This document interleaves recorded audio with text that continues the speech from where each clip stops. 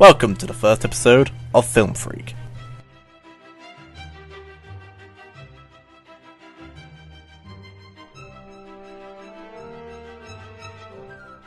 For those unaware, Man of Steel may just be the most controversial superhero movie of the year, and not just because Superman isn't wearing the red underwear anymore. Really? This upsets people? Anyway, the reason this movie will stand out is because the way that people saw it has been split right down the middle. One half enjoyed the movie for its visuals and finally rejoicing over the fact that this is the best Superman film since the days of Christopher Reeve. Well, the first two anyhow. And the other half hating the film for taking Superman, crushing him, and still hoping that a good Superman film will turn up once again. Now, I've not really been much of a Superman fan in the past. I've only just started getting into Superman-related things prior to the film's release, so don't expect me to know everything about this character. I mostly grew up with Marvel, and the only time I touched DC was with Batman, and Batman's alright, I guess. For those completely unaware of this guy here, in summary, Kal-El is a baby from Krypton, sent to Earth by his parents as the planet was about to meet its end. He grows up on Earth with his new parents, the Kents, who take him in as their own and raise him. As he grows up and learns about who he is and dons the iconic suit, a trio of survivors from Krypton led by General Zod want to take over the Earth and rebuild their former home, and it's up to Superman to stop them. First and foremost, Nolan and Goyer took the origin story of Superman and basically sped up the bits as fans would know, showing his development as a child is mostly told through flashbacks. This was done as a courtesy for the fans who already knew Superman's beginning, but say for new audiences, I could see them not follow the film properly.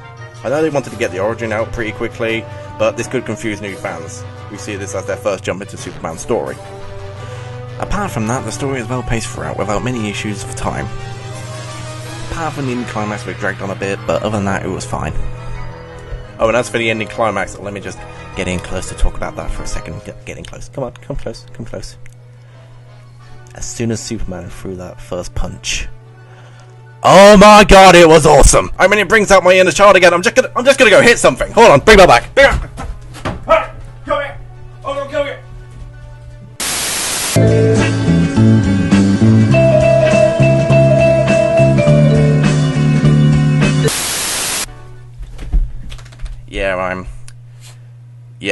I'm never allowed outside again. However, this wasn't entirely a good thing. Who would have thought? Action, not being an entirely good thing. It stood out for the entire film, making everything else seem lackluster compared.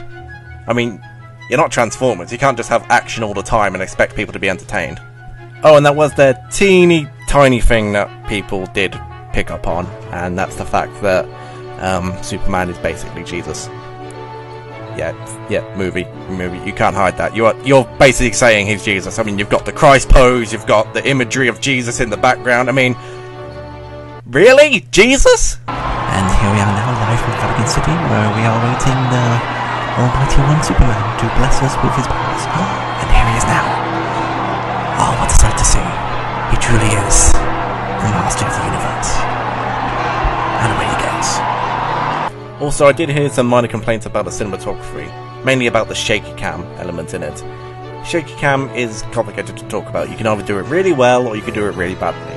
I personally use Blair Witch Project as an example of good shaky cam. I mean, it looks realistic, it looks like someone's actually holding a camera, and it's not too disorientating and too shaky that you can't actually see what's going on.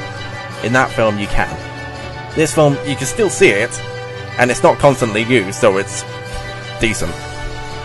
That's not to say the originals didn't have their fair share of issues as well, such as with Superman 1, turning back the Earth in order to turn back time. Yeah, explain to me with science how that works, because I don't think it does. Oh, and the magical memory erasing kiss, that made a lot of sense. I don't want to get me started on Superman 4, I mean, logic in that. Jesus! Then again, I guess if we're arguing logic, you do have to argue the fact that we have a man who wears spandex, saves people, has super strength, shoots lasers out of his eyes, and is able to fly. So yeah, logic kind of goes out the window. If I had to compare this to the other Superman movies, the originals, I'd have to say that the originals were better, due to the fact that they set the bar for how superhero films were meant to be made, well, the first two, and were basically people's first image and first glance and first everything of what Superman was and what he was meant to be. That's not to say Man of Steel isn't a good film. I personally really enjoyed watching it and would watch it again.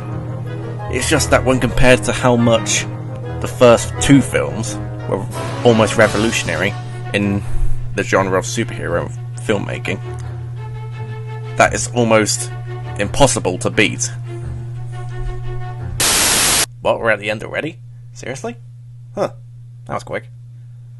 Now we need to end it with a fitting tribute. We just can't end it like this with me blabbering on for about 10 more minutes. I've got it! The Krypton!